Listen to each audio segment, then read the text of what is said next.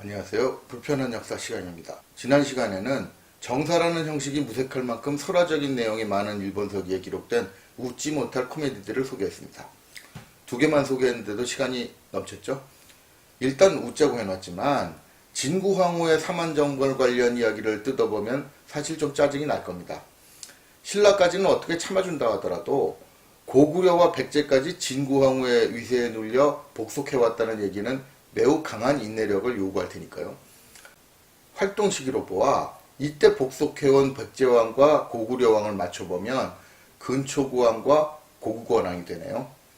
최전성기를 달리던 백제가 왜 이런 식으로 복속했다는 것도 납득할 수 있는 일이 아니지만 고구려까지 끌고 들어가는 건 너무 심했죠.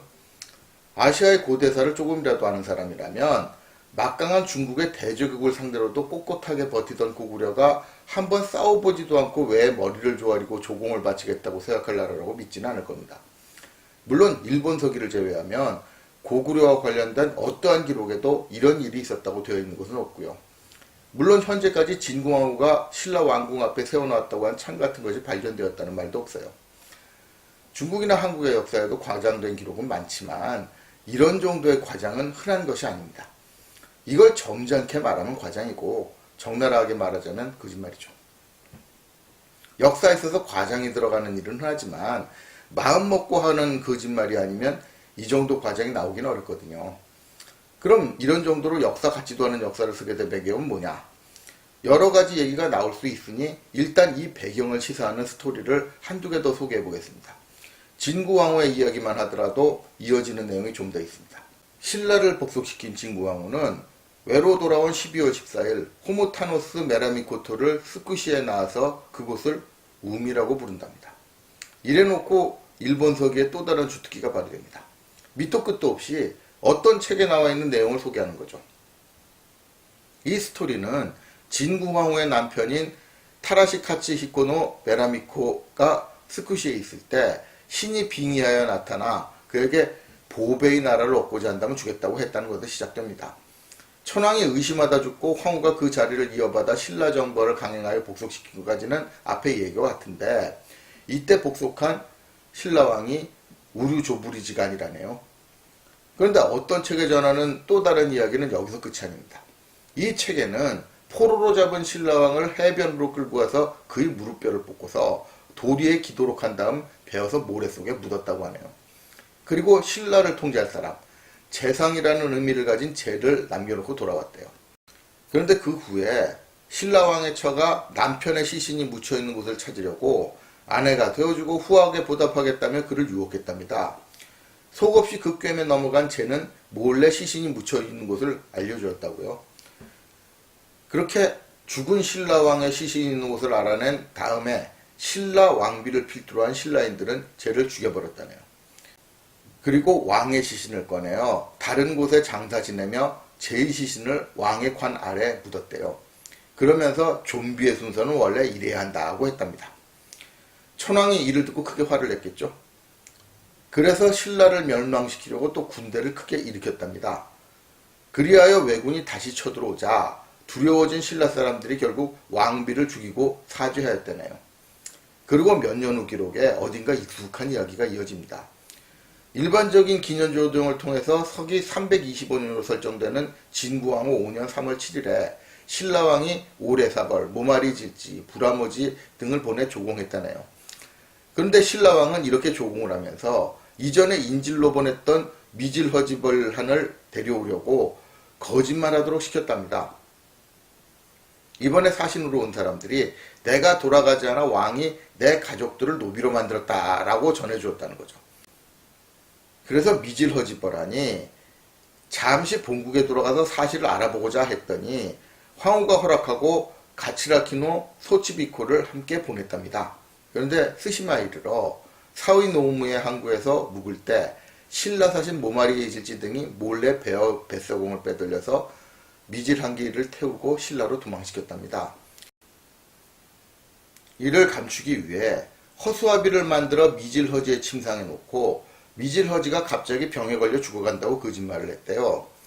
가치라키노 소치비코가 사람을 보내 문병하다가 속은 것을 깨닫고 신라 사신 3명을 붙잡아 감옥에 가두었다가 불태워 죽였답니다.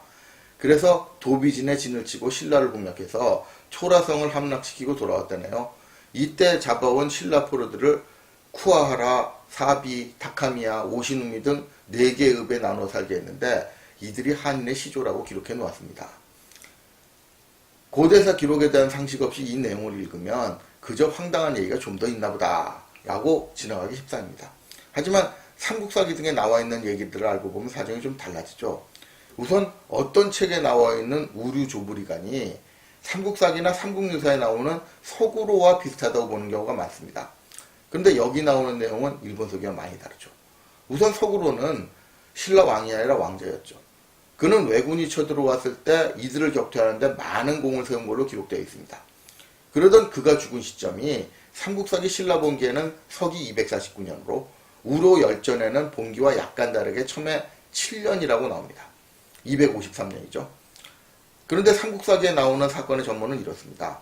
이때 외의사신 갈라고가 파견되어 그동안 분쟁을 빚던 외와 화해하려 했습니다. 그런데 그동안 외병을 격퇴했던 장본인 우로가 갈라고를 접대하면서 조만간에 너의 왕을 소금 만드는 노예로 만들고 왕비를 밥 짓는 여자로 삼겠다고 말해버린 겁니다. 접대 중에 외인을 깔보는 속마음을 드러낸 이 한마디로 화친 분위기는 파탄을 맞았습니다. 이 말을 전해들은 외왕은 당장 군대를 보내 침공을 감행했고요.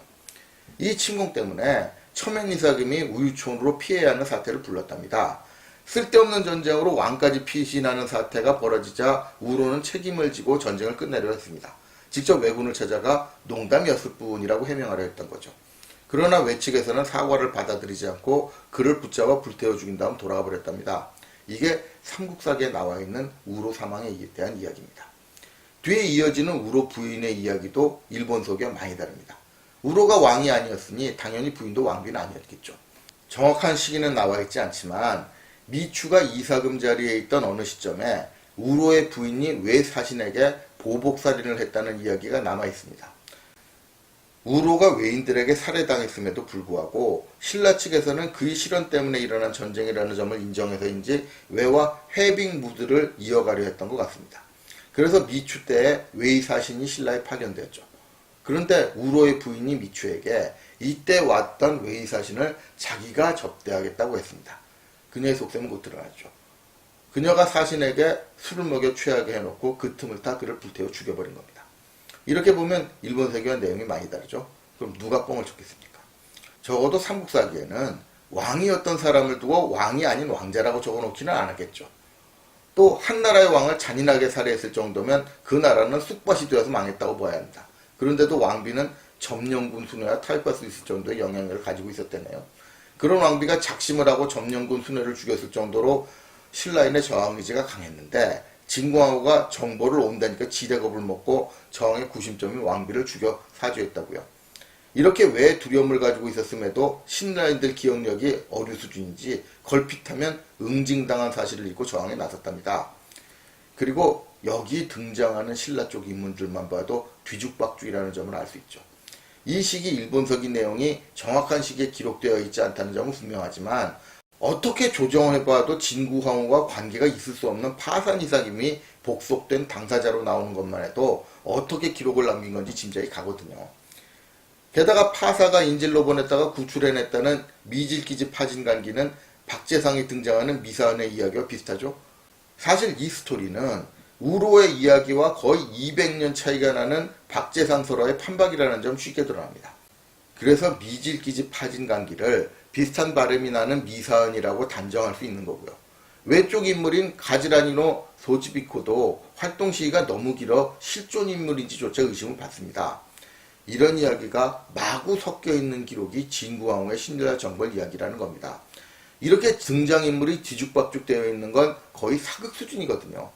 물론 이런 기록을 가지고도 우로와 관련된 신공기의 신라왕의 항복과 피살 이야기는 이른바 진구황후의 신라 정벌 사건과 직접적으로 관련되기 때문에 이 전승은 신공기의 가장 핵심적인 것이고 따라서 고대 일본인들의 뇌리에 깊숙이 자리 잡고 있었을 이 사건을 진구황후의 시기와 떼어놓고 이해한다는 건 넌센스라고 하는 분도 있더라고요. 대구 카톨릭대학의 강종훈 교수요. 삼국사기에서도 신라의 최고 지배층인 우로가 왜군 진영에 사고가러 왔다가 붙잡혀 살해당하였음을 전함으로써 일본서기 신공기의 신라 정벌 기사의 내용에 그대로 상응하는 면을 보여주기 때문에 우로가 살해된 시점도 신공의 활동 시기인 4세기 중엽이라네요. 그래서 우로의 사망 시기인 첨예니사금 때도 4세기 중후업 그래서 우로의 사망 시기인 첨예니사금 때에 신공기의 신라 정벌 기사 가운데서도 가장 핵심적이며 따라서 고대 일본인의 뇌리에 깊이 뿌리박혀 있었으므로 사건이 일어난 시점도 일본 서기 쪽이 정확하다는.